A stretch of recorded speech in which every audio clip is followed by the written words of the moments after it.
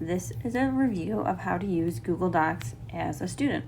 So you can see I'm already in my doc, and up at the top I've got the title. I've got this check mark, which means I've made changes. So if I tap it, it's going to update my document. If I go back in, and you can see the check mark is back because I've added my cursor again. Along the top, you have text controls. So here, the B will make text bold. So if I select Friends and tap the B, you can see it's now become bold. If I tap the I, it makes it italic, so you can see it's now kind of slanted. If I tap the U, now Friends is underlined. S, strike through. And here is where it gets fun. You can change the color. So here are my green options, my light blue options, my real blue options. So I can change the color to any of these. And now when I tap on it, Friends is blue.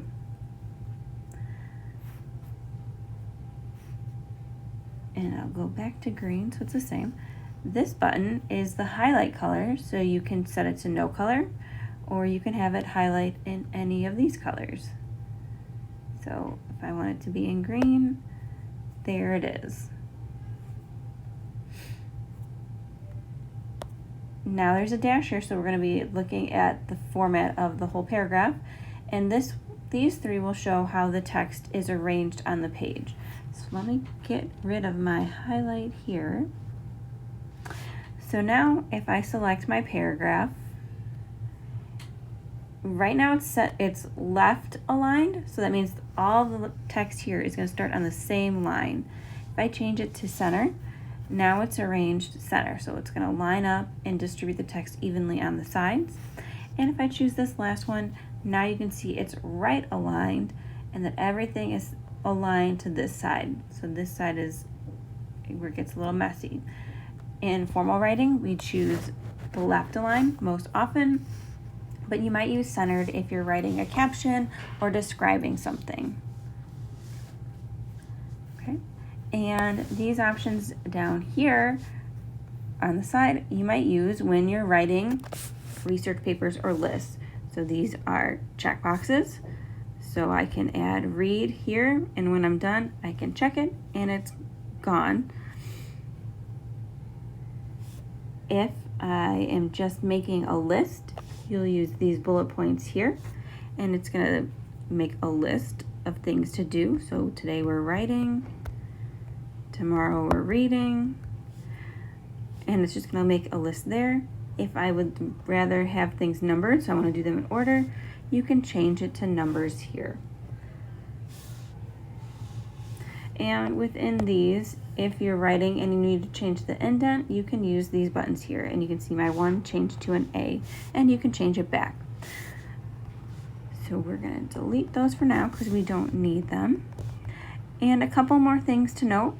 You might have seen me up here using my undo and redo buttons. So if I made changes and I accidentally deleted them, you can choose redo. I can choose undo to go back and fix things. The plus, you can add or insert. So you'll probably use image a lot. You might use table from time to time, but you would add those in and they'll go wherever your cursor is.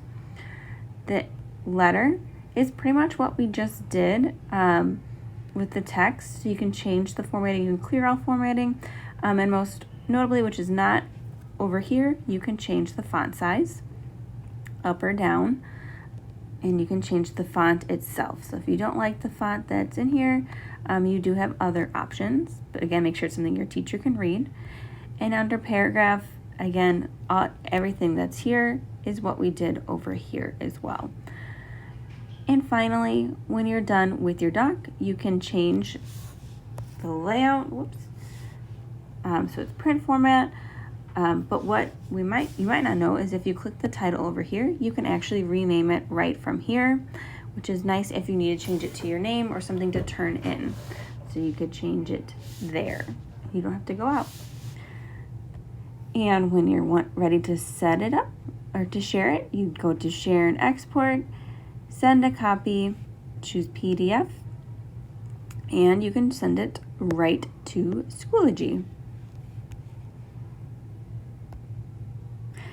Something else to note is when you're typing, you can also change the keyboard. If you come down here, if you press and hold, you can choose a floating keyboard, a split keyboard, or you can undock it.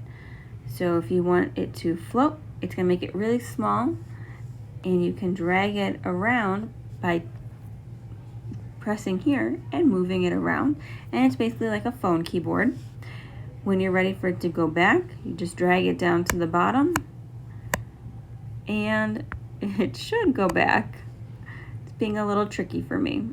There it is. And it'll go back to the bottom of your screen.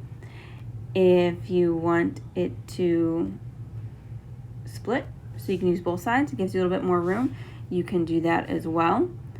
And if you're ready to go back, you can dock it and merge, or just merge it. And then undock makes it go up, so you have a little bit of space at the bottom. So you can always change those to fit your needs while you're typing. If you have any questions, let me know.